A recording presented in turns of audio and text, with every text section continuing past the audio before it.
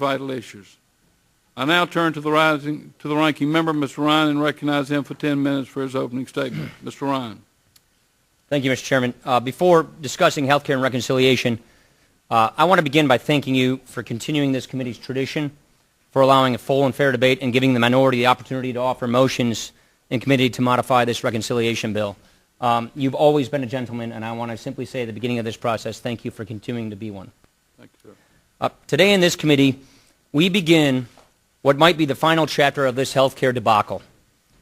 My friends in the majority claim that what we are doing here is simply paving the way to fix a mildly flawed Senate bill. They argue it is a simple, frequently used procedure to move legislation through the Senate. But that's not what's happening here, and we all know it. This is, in fact, an extraordinary and unprecedented abuse of the budget reconciliation process. Reconciliation has never been used, never, to push through a $1 trillion expansion of government and to seize control of 1/6 of the U.S. economy. No one has ever employed the process to leverage such a vast social change based upon a token $1 billion in savings, while we're facing a $1.5 trillion budget deficit this year alone, and doing it on a deliberate, purely party line vote. The only bipartisanship in this procedure is in the opposition to it. Never before has the House committee process been so grossly exploited. The thousands of pages of legislation reported by the committees of jurisdiction are irrelevant, even before we vote on them.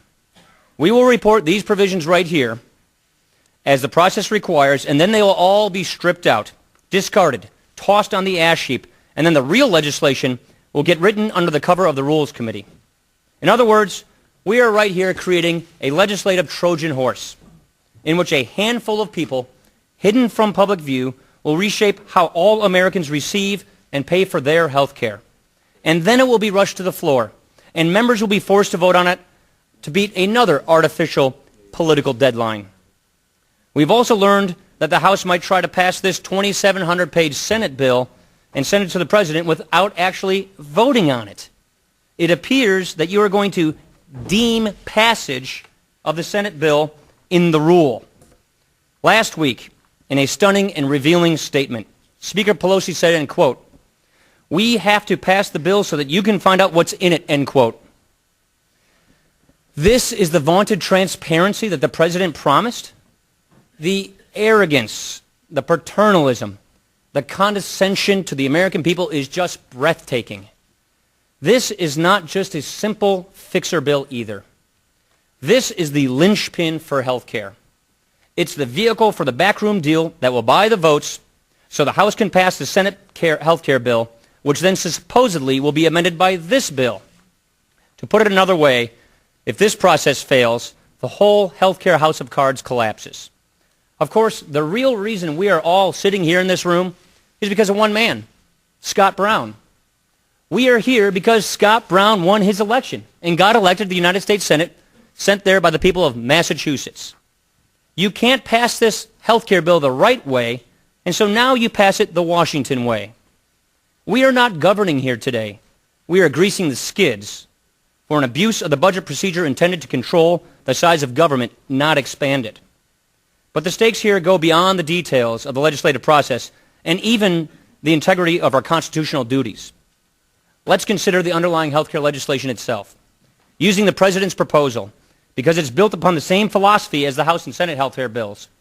First, the most fundamental problem is that this legislation is not about health care. At the base essence of it, it's about ideology. It moves away from the American idea and toward a European-style welfare state that will lead millions of Americans into becoming more dependent upon the government rather than upon themselves. Even though it's not single-payer, and even though without the so-called public option, this is still a government takeover of health care. And here is why we keep saying that. The entire architecture is designed to give the federal government control over what kind of insurance is available for patients, how much health care is enough, and which treatments are worth paying for. This plan assumes that everything is connected to everything else. You can guarantee coverage for pre-existing conditions only if you have healthy people in the insurance pool to spread costs. And you can only do that by requiring everybody to buy health insurance. And you can do that only if you subsidize people. And once you start handing out subsidies, you have to impose artificial limits that further inflate the true costs and further strip decision-making power from patients and from doctors. It creates a health insurance rate authority, a Washington-controlled price-setting board. This will usurp state government's role in regulating insurance premiums, and it will further smother the normal market forces that would otherwise encourage innovation and cost-saving efficiencies. It empowers Washington to decide what kind of insurance will be available. The proposal gives the Secretary of Health and Human Services a new Health Benefits Advisory Committee, an unelected group of federal bureaucrats, unprecedented Washington-centered power to create and change the requirements for acceptable coverage.